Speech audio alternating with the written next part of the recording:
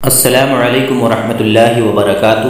میں میم الف شیخ معاون معلم ضلع پریشد اردو پرائمری و ہائی اسکول تیر ضلع عثمان آباد۔ عزیز طلباء، آج ہم اردو بال بھارتی چھٹی جماعت کی کتاب سے سبق نمبر 8 جس کا عنوان ہے ڈاکٹر ذاکر حسین، جس سبق کو نصابی ادارے نے اس کتاب میں شامل کیا ہے۔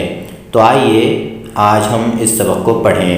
اس سے پہلے کہ لفظ بلفظ متن پڑھیں، پہلی بات کے عنوان سے کچھ جان لیتے ہیں۔ آزادی کے بعد ہمارے ملک میں عوامی حکومت قائم ہوئی جسے جمہوریت کہتے ہیں۔ جمہوریت میں ملک کے عوام اپنے علاقوں سے اپنے نمائندے منتخب کرتے ہیں۔ یہ نمائندے ملک کی پارلیمنٹ میں آ کر حکومت کا کاروبار سنبھالتے ہیں اور انتخاب رائے سے کسی اہم شخصیت کو ملک کا صدر مقرر کرتے ہیں۔ پارلیمنٹ کے ذریعے بنائے گئے مسودوں پر صدر کے دستخط سے حکومت کے سارے قوانین بنائے جاتے ہیں جن پر عمل کرنا عوام کا فرض ہوتا ہے۔ بھارت کے پہلے صدر ڈاکٹر راجندر پرساد کے بعد ڈاکٹر رادھا کرشنن نے اس عہدے کو سنبھالا۔ آپ نے 5ویں جماعت میں ان کے بارے میں معلومات حاصل کی ہے۔ آپ جانتے ہیں کہ صدر بننے سے پہلے ڈاکٹر رادھا کرشنن ایک مدرس تھے۔ انہی کی طرح ڈاکٹر ذاکر حسین بھی علی گڑھ اور دہلی میں پہلے درس و تدریس سے منسلک تھے۔ ان کی عالمانہ خوبیوں اور انتظامی صلاحیتوں کو دیکھ کر انہیں ملک کی صدارت پیش کی گئی تھی۔ آئیے دیکھیں ان کی زندگی کیسے گزری۔ عزیز طلباء، ہم یہ جانتے ہیں کہ ہمارے ملک کے اندر عوامی حکومت ہے، لوگوں کی حکومت ہے جو لوگوں ہی کے ذریعے بنائی گئی ہے، جس کو جمہوریت کہا جاتا ہے۔ اس میں ہوتا کیا ہے کہ ہر علاقے کی عوام اپنے اپنے حلقہ انتخاب سے ایک نمائندہ منتخب کرتی ہے جس کو خاصدار کہتے ہیں یا ممبر آف پارلیمنٹ کہتے ہیں یا پارلیمنٹ کا ممبر کہا جاتا ہے جس کو ایم پی کہتے ہیں شارٹ میں۔ تو اپنے اپنے اضلاع سے اپنے اپنے حلقہ انتخاب سے ایک ایک نمائندہ پارلیمنٹ کے اندر بھیجا جاتا ہے اور وہاں پر وہ لوگ مل کر ملک کو چلانے کے لیے قوانین بناتے ہیں اور تمام لوگوں کی رائے سے ایک صدر مقرر کیا جاتا ہے جسے صدر جمہوریہ کہتے ہیں۔ اور جب تمام لوگوں کے اتفاق رائے سے جب کوئی قانون بنتا ہے تو صدر جمہوریہ کی دستخط سے وہ قانون پورے ملک میں نافذ کیا جاتا ہے۔ تو یہ ہماری جمہوریت کا اصول ہے۔ لہٰذا ہمارے ملک کو جب آزادی ملی اور جمہوریت ہمارے ملک نے جب قبول کی تو اس وقت سب سے پہلے صدر راجندر پرساد صاحب کو بنایا گیا۔ اس کے بعد دوسرے نمبر پر ڈاکٹر رادھا کرشنن جو کہ ایک معلم تھے، مدرس تھے، ان کو جو ہے ملک کا صدر بنایا گیا۔ اور ان کے بعد تیسرے نمبر پر ڈاکٹر ذاکر حسین صاحب کو جو ہے ملک کی صدارت کا عہدہ سونپا گیا۔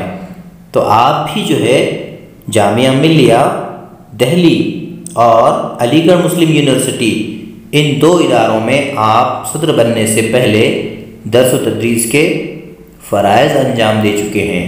لہٰذا آج ان کی شخصیت کے بارے میں ہم سبق پڑھنے جا رہے ہیں۔ آئیے سبق کا متن پڑھتے ہیں۔ ڈاکٹر ذاکر حسین ہمارے ملک کے تیسرے صدر جمہوریہ ہوئے ہیں۔ وہ 8 فروری 1897 کو حیدرآباد میں پیدا ہوئے۔ ان کے والد فدا حسین خان حیدرآباد میں وکالت کیا کرتے تھے۔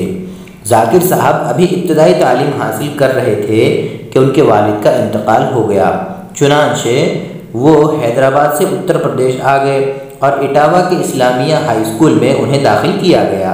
اسکول کی تعلیم ختم کر کے انہوں نے کچھ دنوں لکھنؤ کے ایک کالج میں پڑھائی کی، پھر علی گڑھ میں سر سید کے جاری کیے گئے مشہور محمڈن اینگلو اورینٹل کالج میں داخل ہوئے جہاں وہ ایم اے کر رہے تھے۔ انہی دنوں مہاتما گاندھی کے کہنے پر مولانا محمد علی جوہر، مولانا ابوالکلام آزاد، مختار احمد انصاری، حکیم اجمل خان اور دوسرے قومی رہنماؤں نے دہلی میں جامعہ ملیہ اسلامیہ قائم کیا۔ بہت سے طالب علم اور اساتذہ مسلم یونیورسٹی سے الگ ہو کر جامعہ میں آ گئے۔ ذاکر صاحب بھی ان میں شامل تھے۔ وہ اس وقت پڑھتے بھی تھے اور پڑھاتے بھی تھے۔ جامعہ ملیہ میں کچھ عرصہ کام کرنے کے بعد اعلیٰ تعلیم کے لیے وہ یورپ کے ملک جرمنی چلے گئے۔ جرمنی میں ڈاکٹر سید عابد حسین اور پروفیسر محمد مجیب سے ان کی ملاقات ہوئی۔ تینوں کے مزاج میں بڑی یکسانیت تھی، اس لیے وہ گہرے دوست بن گئے۔ 1926 عیسوی میں یہ تینوں اعلیٰ تعلیمی ڈگریاں لے کر ہندوستان واپس آئے۔ یہاں آتے ہی انہوں نے جامعہ ملیہ کا کام سنبھال لیا۔ عزیز طلبہ، یہاں پر ایک دو پیراگراف جو ہم نے پڑھے ہیں، ان پیراگرافز کے اندر یہ بات بتائی گئی کہ ہمارے ملک کے تیسرے صدر جمہوریہ ڈاکٹر ذاکر حسین صاحب تھے، جن کی پیدائش 8 فروری 1897 عیسوی کو حیدرآباد میں ہوئی۔ ان کے والد کا نام بتایا گیا کہ آپ کے والد فدا حسین خان حیدرآباد میں وکالت کیا کرتے تھے۔ ابھی ڈاکٹر ذاکر حسین صاحب کی ابتدائی تعلیم چل ہی رہی تھی کہ ان کے والد کا انتقال ہو گیا، چنانچہ وہ حیدرآباد سے اتر پردیش چلے گئے اور اتر پردیش کے اٹاوا شہر میں اسلامیہ ہائی اسکول میں انہیں داخل کیا گیا، اور اسکول کی تعلیم ختم کرنے کے بعد لکھنؤ کے ایک کالج میں انہوں نے پڑھائی کی۔ اس کے بعد علی گڑھ میں سر سید احمد خان صاحب نے جو محمڈن اینگلو اورینٹل کالج، جو کہ آج علی گڑھ مسلم یونیورسٹی کے نام سے مشہور ہے، وہاں پر انہوں نے ایم اے کے لیے داخلہ لیا۔ اب وہاں پر ان کی پڑھائی اس وقت جاری تھی۔ اسی وقت مہاتما گاندھی، مولانا محمد علی جوہر، مولانا ابوالکلام آزاد، مختار احمد انصاری اور حکیم اجمل صاحب، جو کہ دہلی کے مشہور و معروف حکیم ہیں، ان لوگوں نے دلی میں جامعہ ملیہ اسلامیہ قائم کیا۔ اب ادارہ تو قائم کیا، لیکن وہاں پر پڑھے گا کون؟ لہٰذا مسلم علی گڑھ یونیورسٹی جو تھی، وہاں کے کچھ طلباء کو جامعہ ملیہ میں شفٹ کیا گیا۔ ان شفٹ ہونے والے طلباء میں ڈاکٹر ذاکر حسین صاحب بھی شامل تھے، لہٰذا وہاں پر وہ اعلیٰ تعلیم حاصل بھی کر رہے تھے اور چھوٹی کلاسوں میں پڑھا بھی رہے تھے۔ یعنی ایک ساتھ ڈاکٹر ذاکر حسین صاحب دو کام سر انجام دے رہے تھے، خود کی پڑھائی بھی مکمل کر رہے تھے اور آنے والے نئے طلباء کو پڑھا بھی رہے تھے۔ وہاں سے فارغ ہو کر آپ نے جو ہے جرمنی کا سفر اختیار کیا، وہاں جا کر اعلیٰ تعلیم حاصل کی۔ جرمنی کے اندر آپ کے دو اور دوست ملے، جن میں ڈاکٹر سید عابد حسین صاحب ہیں اور پروفیسر محمد مجیب صاحب۔ ان سے ملاقات ہوئی اور تینوں کا مزاج یکساں تھا، تینوں کا مزاج آپس میں بہت ملتا جلتا تھا، لہٰذا آپ تینوں سے ایسا لگاؤ ایک دوسرے سے ہو گیا کہ گہرے دوست بن گئے۔ اور 1926 میں ان تینوں نے اعلیٰ تعلیم کی ڈگریاں حاصل کر کے ہندوستان کو واپس لوٹ آئے، اور یہاں آتے ہی انہوں نے جامعہ ملیہ اسلامیہ جو دہلی کے اندر ہے، اس ادارے میں آ کر اپنی خدمات سر انجام دینا شروع کر دی۔ آگے دیکھیں، ذاکر صاحب 1948 عیسوی تک جامعہ میں خدمت کرتے رہے۔ پھر اس وقت کے وزیر تعلیم مولانا آزاد نے ان سے علی گڑھ یونیورسٹی کی ذمہ داری قبول کرنے کے لیے کہا، چنانچہ ذاکر صاحب اس یونیورسٹی کے وائس چانسلر مقرر ہوئے۔ اپنی صلاحیتوں کو کام میں لا کر ذاکر صاحب نے مسلمانوں کے اس تعلیمی ادارے کو خوب ترقی دی، یہاں کے عملے میں کام کرنے کا حوصلہ اور ولولہ پیدا کیا، نئے نئے شعبے جاری کیے اور کئی عمارتیں تعمیر کروائیں۔ ذاکر صاحب کی وجہ سے یونیورسٹی میں نئی جان پڑ گئی۔ ذاکر صاحب کی صحت ایک زمانے سے خراب تھی۔ علی گڑھ میں کاموں کا بوجھ بڑھا تو ان کی صحت تیزی سے گرنے لگی۔ آخر 1952 عیسوی میں انہوں نے استعفیٰ دے دیا اور اپنے گھر جامعہ نگر دہلی چلے گئے۔ کچھ عرصے بعد پنڈت جواہر لال نہرو کے اصرار پر انہیں بہار کا گورنر مقرر کیا گیا۔ اس ذمہ داری کو بھی ذاکر صاحب نے بڑی خوبی سے نبھایا۔ 1962 عیسوی میں انہیں نائب صدر جمہوریہ بنا دیا گیا۔ اپنی خدمات کی وجہ سے وہ اتنے ہردل عزیز ہوئے کہ ملک کے سب سے بڑے عہدے صدر جمہوریہ کے لیے ان کا نام پیش کیا گیا، اور 12 مئی 1967 کو وہ اس عہدے پر فائز ہوئے۔ اصل بات یہ ہے کہ جو شخص خلوص، محبت، لگن اور دیانتداری کے ساتھ عوام کی خدمت کرتا ہے، اسے زندگی میں ضرور کامیابی حاصل ہوتی ہے۔ عزیز طلباء، یہاں پر جو 2 پیراگراف ہم نے پڑھے ہیں، اس میں یہ باتیں بتائی گئی کہ 1948 عیسوی میں مولانا ابوالکلام آزاد جو اس وقت کے وزیر تعلیم تھے، انہوں نے ڈاکٹر ذاکر حسین صاحب کو ایک نئی ذمہ داری سونپی۔ اس وقت ذاکر حسین صاحب جامعہ ملیہ اسلامیہ دہلی کے اندر اپنی خدمت سر انجام دے رہے تھے، اور اس وقت وزیر تعلیم مولانا ابوالکلام آزاد تھے۔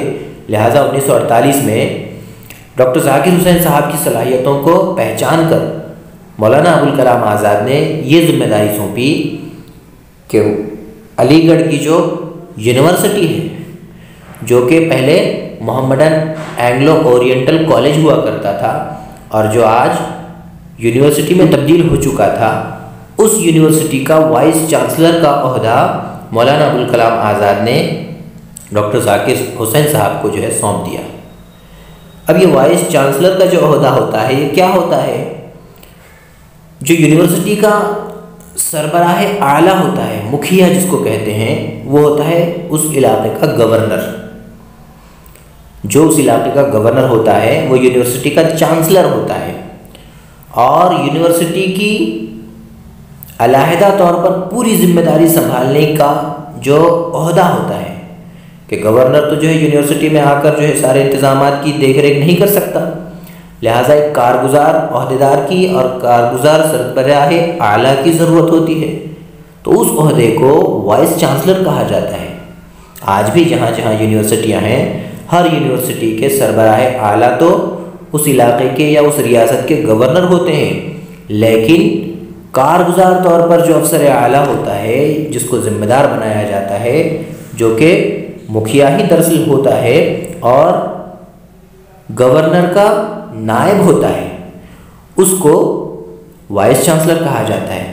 لہٰذا مولانا ابوالکلام آزاد نے ڈاکٹر ذاکر حسین صاحب کو 1948 میں علی گڑھ یونیورسٹی کا وائس چانسلر مقرر کیا، اور ذاکر صاحب جب وائس چانسلر بنے ہیں تو انہوں نے اپنی صلاحیتوں کو پوری طرح سے کام میں لایا، اس ادارے کے اندر خوب ترقی اور ترقیات کے کام کیے، یہاں کے عملے میں نیا حوصلہ اور ولولہ پیدا کیا، اور نئے نئے شعبے جاری کیے، اور خاص طور پہ کئی عمارتیں تعمیر کروائیں۔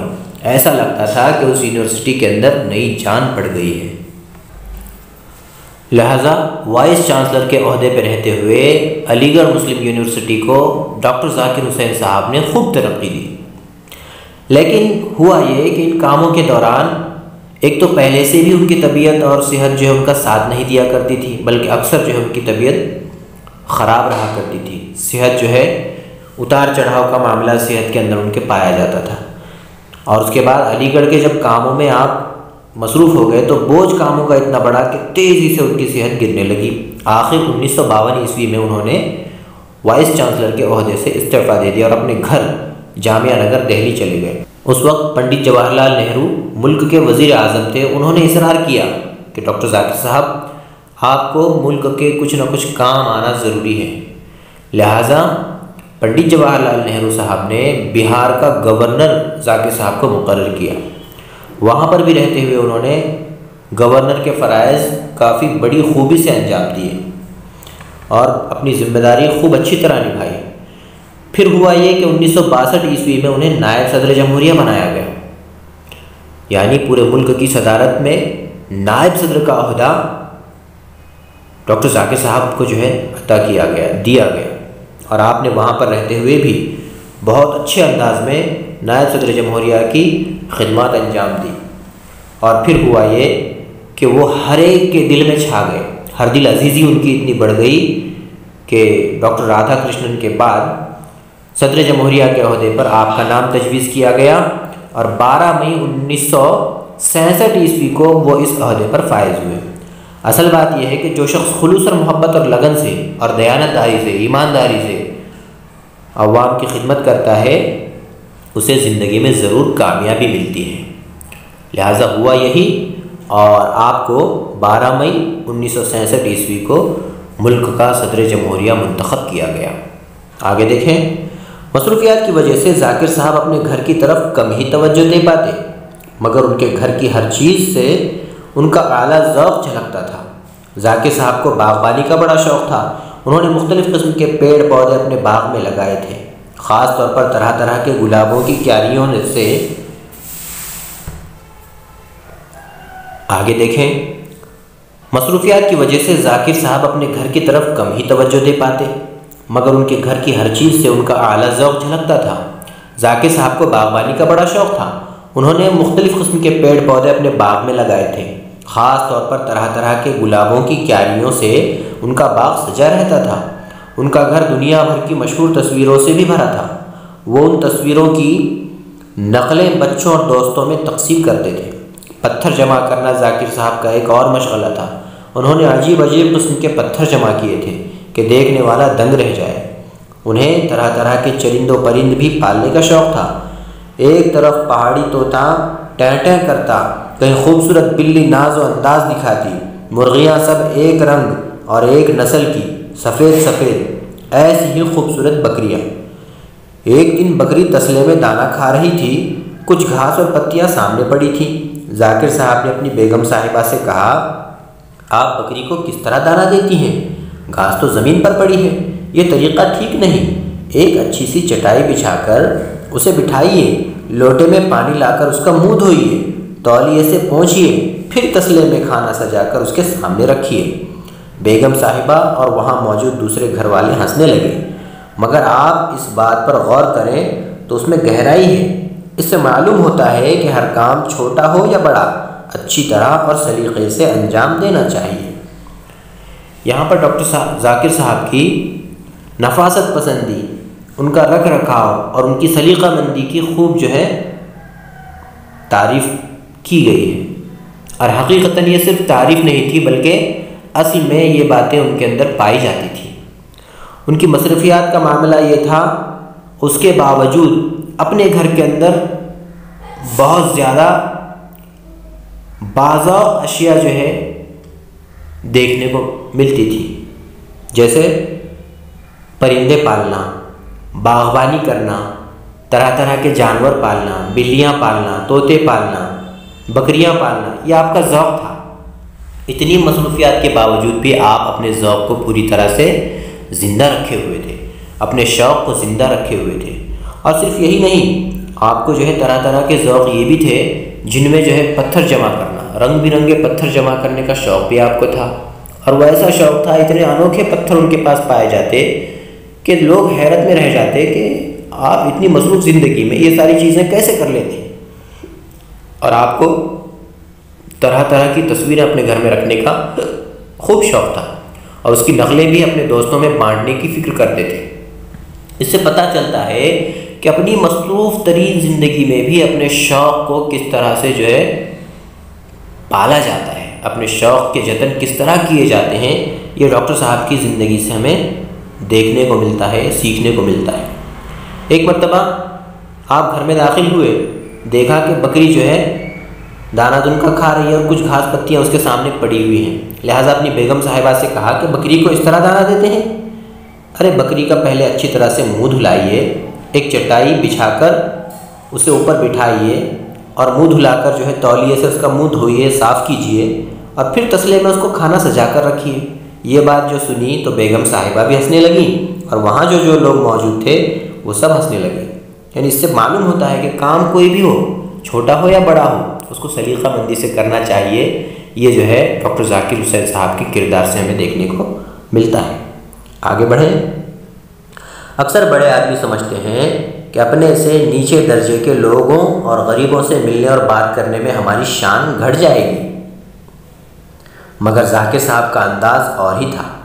جب وہ علی گڑھ سے دہلی آتے تو ان کے یہاں کی ایک غریب بڑھیا ان کے آنے کی خبر سن کر تڑپ جاتی۔ ذاکر بھیا آئے ہیں، ذاکر بھیا آئے ہیں کہہ کر اٹھتی اور لاٹھی ٹیکتی ان سے ملنے پہنچ جاتی۔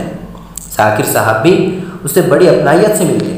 ایک دفعہ وہ بیمار پڑ گئی اور ذاکر صاحب سے ملنے نہ آئی تو خود ذاکر صاحب اس کی مزاج پرسی کو اس کی کوٹری میں آئے، اس سے خوب باتیں کی۔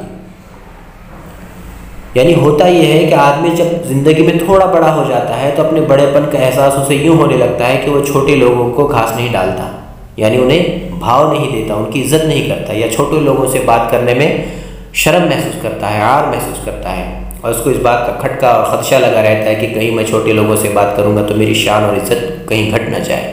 لیکن ذاکر صاحب کے مزاج میں یہ بات نہیں تھی۔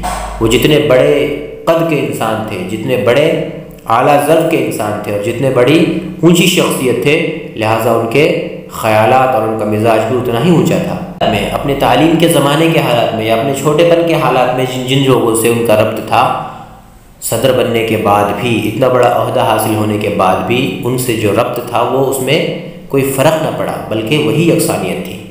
ایک بڑھیا کے بارے میں بتایا گیا ہے کہ جب بھی ڈاکٹر ذاکر حسین صاحب علی گڑھ آتے تو بڑھیا بہت خوش ہو جاتی اور یہ کہتے ہوئے ان سے ملنے آ جاتی کہ ذاکر بھیا آئے ہیں، ذاکر بھیا آئے ہیں۔ تو ذاکر صاحب اس سے بڑے خلوص سے ملتے ہیں، بڑے پیار سے ملتے ہیں، اور جب بھی آتے اس سے ملے بنا نہیں جاتے۔ جب آپ ایک مرتبہ علی گڑھ آئے تو انہیں معلوم ہوا کہ وہ بیمار ہے، جس کی وجہ سے وہ انہیں ملنے نہیں آئے، لہٰذا خود ڈاکٹر ذاکر حسین صاحب اس کی کوٹھی پہ جا کے اس سے ملے، اس سے خوب باتیں کی۔ اس سے یہ سمجھ میں آتا ہے کہ ڈاکٹر ذاکر حسین صاحب صدر جمہوریہ ہونے کے باوجود بھی اپنے ان پرانے رشتوں کو نہیں بھولے جو اکثر آدمی بڑا بننے کے بعد بھول جاتا ہے۔ آگے دیکھیں، گھر والے اور ان کے دوسرے رشتہ دار ذاکر صاحب کو میاں کہا کرتے تھے۔ ذاکر صاحب کو بچوں سے بڑی محبت تھی، ان کی شرارتوں اور شور و غل سے بھی وہ پریشان نہیں ہوتے تھے۔ وہ اپنی انتہائی مصروف زندگی میں بھی بچوں کے ساتھ رہنے کا وقت نکال لیتے۔ ان کے نزدیک ملک اور قوم کی سب سے بڑی اور قدر کے قابل دولت بچے تھے۔ ان کا خیال تھا بچوں کو اچھی تعلیم دی جائے اور مناسب طور پر ان کی پرورش کی جائے۔ بچے ہی وہ بنیاد ہیں جس پر قومی تعلیم کی نئی عمارت کھڑی کی جا سکتی ہے۔ انہوں نے بچوں کی تعلیم اور ان کی ضرورتوں کو سمجھا اور ان کو پورا کرنے کی ہر ممکن کوشش کی۔ جب مکتبہ جامعہ قائم ہوا تو یہاں سب سے زیادہ بچوں کے لیے کتابیں تیار کرنے کا کام کیا گیا۔ ذاکر صاحب نے اپنی عمر کا بڑا حصہ بچوں کو پڑھانے میں گزار دیا۔ انہوں نے تدریس کے پیشے کو اس لیے چنا کہ انہیں اس کام کا شوق تھا۔ عزیز طلباء، یہ جو ہم نے پیراگراف پڑھا اس کے اندر یہ بات بتائی گئی کہ تمام رشتہ دار ذاکر صاحب کو میاں کہہ کر پکارا کرتے تھے، اور ڈاکٹر ذاکر حسین صاحب کو بچوں سے بھی بہت لگاؤ تھا۔ ان کی شرارتوں اور شور و غل کے اندر بھی وہ بالکل پریشان نہیں ہوتے تھے، اور اتنی مصروف زندگی ان کی ہونے کے باوجود بچوں سے ملاقاتیں کرنے میں اور ان سے ملنے میں، ان کے ساتھ بیٹھنے اٹھنے میں آپ ضرور وقت نکالتے۔ اس کی وجہ یہ بتائی کہ ان کے نزدیک ملک اور قوم کی سب سے بڑی قدر کی نگاہ سے دیکھی جانے والی جو دولت تھی وہ بچے تھے۔ بچے ہی ملک اور قوم کا مستقبل ہوتے ہیں۔ یہ بات تو بالکل سچی ہے کہ آج کے بچے ہی کل کے مستقبل کے نوجوان کہلاتے ہیں، کل کے ذمہ دار شہری کہلاتے ہیں۔ لہٰذا وہ بچوں کو بڑی قدر کی نگاہ سے دیکھا کرتے تھے اور بچوں کو دولت سمجھتے تھے۔ ان کا خیال تھا کہ بچوں کو اچھی تعلیم دی جائے اور ان کی پرورش اچھے طور پر کی جائے تو یقیناً یہی بچے مضبوط بنیادوں والے بن کر آگے چل کر ملک اور قوم کی نئی عمارت کھڑی کرنے میں بڑے مددگار ثابت ہو سکتے ہیں۔ انہوں نے بچوں کی تعلیم کی اور ان کی ضرورتوں کو سمجھ کر انہیں پورا کرنے کی ہر ممکن کوشش کی ہے۔ جب مکتبہ جامعہ کی جب بنیاد پڑی اور جب اس ادارے کو جب قائم کیا گیا تو ڈاکٹر ذاکر حسین صاحب نے بچوں کے لیے خصوصی طور پر بچوں کے لیے مفید ثابت ہوں ایسی نصابی کتابیں تیار کرنے پر خوب زور دیا اور اپنی عمر کا بڑا حصہ بچوں کو پڑھانے میں گزارا۔ انہوں نے تدریس کے پیشے کو اسی لیے چنا کہ انہیں اس کام کا بڑا شوق تھا اور آپ بچوں سے بڑی محبت اور انسیت رکھا کرتے تھے۔ آگے دیکھیں، ذاکر صاحب نے جامعہ کے ہر کام میں بچوں کو آگے رکھا اور ان سے بڑے بڑے کام کروائے۔ 1935 عیسوی میں جب دہلی میں جامعہ نگر کی عمارتیں بننا شروع ہوئیں تو ان کا سنگ بنیاد رکھنے کے لیے اس بچے کو عزت دی جو عمر میں سب سے چھوٹا تھا۔ ذاکر صاحب کا برتاؤ کچھ ایسا تھا کہ بچے اپنے آپ پر بھروسہ کرنے لگے۔ ان کا خیال تھا کہ بچے کی شخصیت ابھر کر سامنے آنی چاہیے، اس کے جوہر کھلنے چاہیے، اسے اپنے کام میں مزہ آنا چاہیے۔ بچوں کے لیے انہوں نے بہت سی مزیدار کہانیاں بھی لکھی۔ بچوں سے پیار کرنے والے، بچوں کی تعلیم و تربیت کے لیے مسلسل کوشش کرنے والے اور ملک کے عوام کو تعلیم کی اہمیت سے آگاہ کرنے والے اس مخلص رہنما نے 3 مئی 1969 میں وفات پائی۔ جامعہ ملیہ کے احاطے میں ان کا مقبرہ موجود ہے۔ یعنی ڈاکٹر ذاکر حسین صاحب کا بچوں سے یہ لگاؤ اتنا اعلیٰ تھا کہ 1935 عیسوی میں جب دہلی کے اندر جامعہ نگر کی عمارتیں بننا شروع ہوئیں تو اس وقت سب سے کم عمر والا جو بچہ وہاں پہ موجود ہوتا اس کے ہاتھ سے سنگ بنیاد رکھتے، یعنی اس کام کی عمارتوں کے تعمیری کام کی جو بنیاد رکھی جاتی ہے وہ کسی اعلیٰ شخصیت کو بلا کر اس کے مبارک ہاتھوں سے رکھی جاتی ہے۔ تو جہاں ڈاکٹر ذاکر حسین صاحب کو مدعو کیا جاتا، وہاں پر ڈاکٹر ذاکر حسین صاحب کسی کم سن بچے کو ڈھونڈتے، تلاش کرتے، اور وہاں جو کوئی موجود ہوتا جو بچہ، اس کے ہاتھ سے اس عمارت کا سنگ بنیاد رکھتے۔ اس کے پیچھے ان کا کیا راز کار فرما تھا؟ اس کے پیچھے یہ راز تھا کہ بچوں کے اندر خود اعتمادی پیدا ہو جائے، بچوں کے اندر کچھ کرنے کا جذبہ پیدا ہو جائے، بچوں کے اندر کانفیڈنس پیدا ہو جائے کہ میں کچھ کر سکتا ہوں، کیونکہ یہی بچے آنے والے مستقبل کے معمار کہلاتے ہیں، اور یہی بچے جو ہے مستقبل کو چمکانے کا ذریعہ بنتے ہیں، یہی بچے آگے چل کر ملک اور قوم کے کام آ سکتے ہیں۔ لہٰذا ان بچوں کے جذبات بہت اعلیٰ ہونے چاہیے، یہ ان کی فکر تھی۔ لہٰذا ڈاکٹر ذاکر حسین صاحب نے اپنی زندگی پوری کی پوری بچوں کی تربیت میں لگا دی۔ ملک اور قوم کی خدمت کرتے کرتے آپ نے بچوں کی تعلیم و تربیت پہ خوب توجہ دی۔ آپ نے بچوں کے لیے کئی کہانیاں بھی لکھی ہیں، اور یہ بات بتائی گئی کہ یہ بچوں سے خوب پیار کرنے والے تھے، بچوں کی تربیت کی مسلسل کوشش کرنے والے تھے، اور ملک کے عوام کو تعلیم کی اہمیت سے خوب آگاہ کرنے والے تھے۔ ایسی زندہ دل شخصیت اور ایسی قوم و ملت کی فکر کرنے والی شخصیت جو کہ ایک قوم کی محسن شخصیت تھی، تو آپ کا انتقال 3 مئی 1969 عیسوی کو دہلی کے اندر ہوا، اور جامعہ ملیہ کے احاطے میں آپ کو جو ہے دفن کیا گیا، وہیں پر آپ کا مقبرہ بھی موجود ہے۔ تو عزیز طلباء، ہم یہ سمجھتے ہیں کہ ڈاکٹر ذاکر حسین صاحب کی شخصیت سے آپ اچھی طرح واقف ہو ہی گئے ہوں گے۔ دوسری کتابوں کے اندر سے بھی ڈاکٹر ذاکر حسین صاحب کے بارے میں ہم مزید معلومات حاصل کر سکتے ہیں۔ لہٰذا اس سبق کو اچھی طرح سے پڑھیے، اس کو ذہن نشین کیجیے، اس کے معانی و اشارات کو بھی سمجھیے، اور جو مشق دی گئی ہے اس کو حل کیجیے۔ اس امید کے ساتھ آپ سے وداع لیتے ہیں، پھر انشاءاللہ اگلے ویڈیو میں ہم ملاقات کریں گے۔ تب تک کے لیے اللہ حافظ۔ السلام علیکم ورحمۃ اللہ وبرکاتہ۔